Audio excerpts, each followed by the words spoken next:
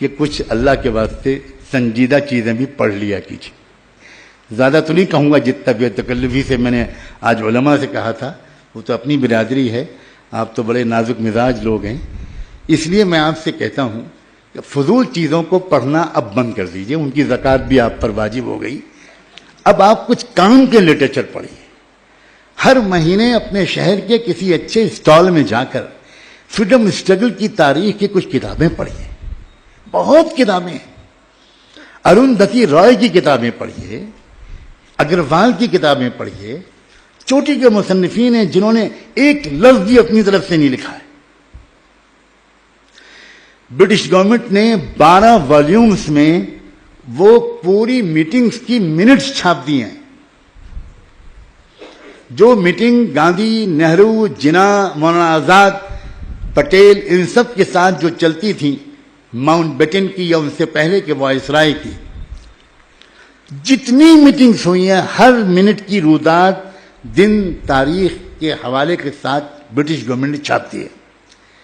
یہاں تک کہ جو خط و کتابت ہوتی تھی ان کے درمیان، جو کرسپونڈنس ہوتی تھی، جو کمیونیکیشن ہوتا تھا، جو بھی کچھ یہ لوگ ایک دوسرے کو لکھ کے بھیجتے تھے، وہ سارے خطوط کی چھوٹے سے چھوٹے نوٹس کی اس کی آفیشل اٹیسٹڈ کاپی وہ سب برٹش گورنمنٹ نے چھاپ دی ہے.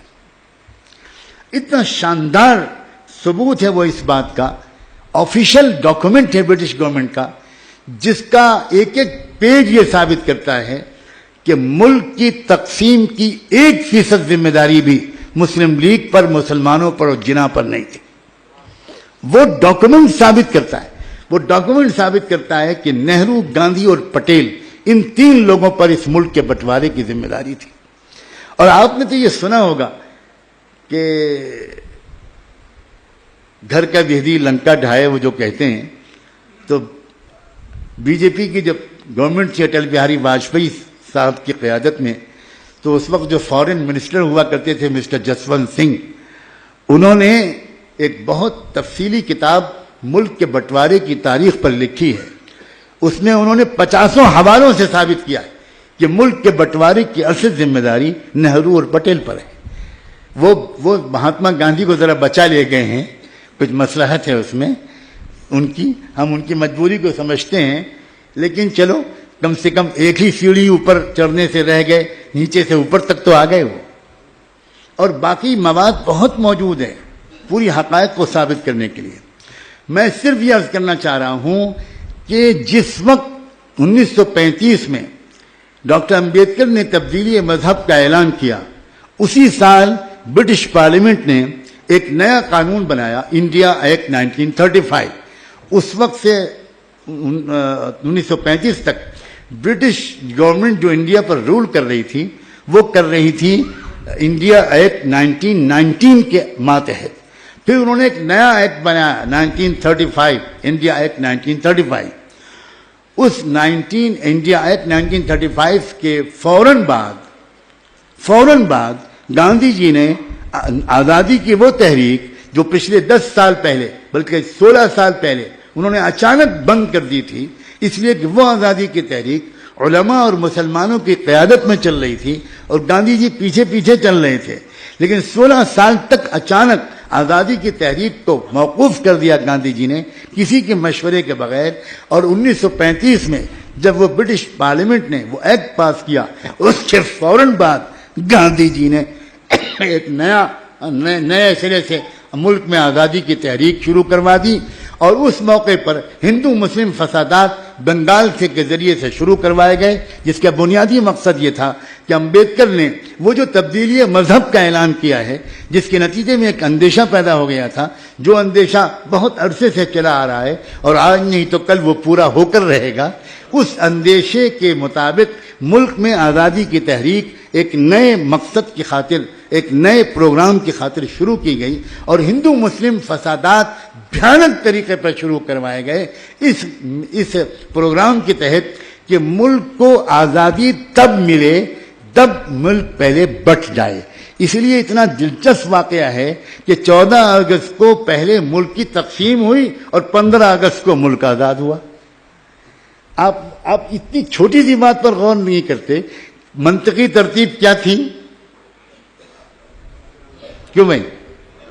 پہلے ملک آزاد ہوتا ہے اور آزاد ملک پھر الگ الگ اس کے دو حصے ہو جاتے، مگر مقصود آزادی تھی ہی نہیں، مقصود تقسیم تھی، مقصود بٹوارا تھا، مقصود مستقل طور پر کمیونل ٹینشن اس ملک میں پیدا کر کے ان کروڑوں مظلوموں کو ہندو بنائے رکھنا تھا۔ اصل مسئلہ یہ تھا۔ مسلمانوں پر جو مظالم اس ملک میں ہو رہے ہیں، خدا کے لیے آپ مسلمان دانشور ہیں، آپ اس بات کو سمجھنے کی کوشش کیجئے کہ اس کا اصل نشانہ مسلمان نہیں ہے۔ چوٹ بے شک مسلمان کھاتا ہے، جان بے شک مسلمان کی جاتی ہے، جائیدادیں مسلمانوں کی جلائی جاتی ہیں، لیکن اس کا اصل نشانہ یہ ہے کہ مسلمانوں کو مارنے کے لیے وہ استعمال کس کو کرتے ہیں؟ بتائیے، میں آپ سے پوچھتا ہوں۔ انہی لوگوں کو استعمال کرتے ہیں نا۔ تو ان کو جب وہ استعمال کریں گے ہمارے خلاف، تو پہلے ان کے دلوں کو ہماری نفرت سے بھریں گے، اور وہ اس لیے استعمال کرتے ہیں کہ وہ ہندو بنے رہیں۔ تو اصل نشانہ وہ ہیں، میں یہ کہنا چاہ رہا ہوں۔ اور آج بھی میں بات کو سمیٹتے ہوئے کہتا ہوں، اور اتنا یقین ہے مجھ کو، میں اپنے مالک کا شکر ادا کرتا ہوں کہ میرے راتوں کی اکثر حصہ مطالعے میں گزرتا ہے۔ میں بلا مبالغہ کہتا ہوں، میں پچھلے 1 سال سے سنگین بیماریوں میں رہا ہوں، 7 مہینے تو میں بہت ہی سیریس حالت میں رہا، بستر سے اٹھ نہیں سکتا تھا۔ اس حالت میں بھی اللہ کا بہت شکر ہے، میں نے کم از کم 18 سے 20 ہزار صفحے پڑھے۔ مجھے بہت شکایت ہے اپنی قوم سے، اور میرا بس چلے تو میں کیا کہ گریبان پکڑوں کہ تم کو پڑھنے کے ذوق سے کس نے محروم کیا؟ نہ علماء پڑھتے ہیں، نہ دانشور پڑھتے ہیں، نہ لائرز پڑھتے ہیں، نہ انٹلیکچوئلز پڑھتے ہیں، نہ ڈاکٹرز پڑھتے ہیں، نہ انجینئرز پڑھتے ہیں، نہ مرد پڑھتے ہیں، نہ عورتیں پڑھتی ہیں۔ ہر وقت موبائل دیکھتے رہتے ہیں، ہر وقت انٹرنیٹ سے کھیلتے رہتے ہیں۔ جو قوم پڑھے گی نہیں، جس قوم کے پاس نالج کا ذخیرہ نہیں ہوگا، جس قوم کے پاس ایک کریٹیکل اسٹڈی، کریٹیکل انالائسس، ایک تنقیدی تجزیے کا ذوق نہیں ہوگا، وہ قوم کیا خبروں میں سے غلط اور صحیح کا انتخاب کر پائے گی؟ بالکل نہیں کر سکتے۔ آپ 1000 بد دعا دیتے رہے آر ایس ایس والوں کو۔ میں آر ایس ایس والوں کے کیمپوں میں گیا ہوں، اور میں ان میں سے بہت سے لوگوں کو ذاتی طور پر جانتا ہوں، بہت پڑھنے والے لوگ ہیں، بہت مطالعہ کرتے ہیں۔ اسی طرح آر ایس ایس کی لابی کے خلاف اس ملک میں جو ایمبٹ موومنٹ چل رہی ہیں، جو مظلوموں کی تحریکیں چل رہی ہیں، انہوں نے بھی اپنے کیڈر اور چھوٹے سے چھوٹے کاریہ کے اندر بھی لٹریچر کے پڑھنے کا ایک شوق پیدا کر دیا۔ نہیں پڑھتے اگر کون؟ تو مسلمان نہیں پڑھتے۔ آج کم سے کم آپ ایک مسافر سے اتنا وعدہ کر سکتے کہ سنجیدہ مطالعہ شروع کریں۔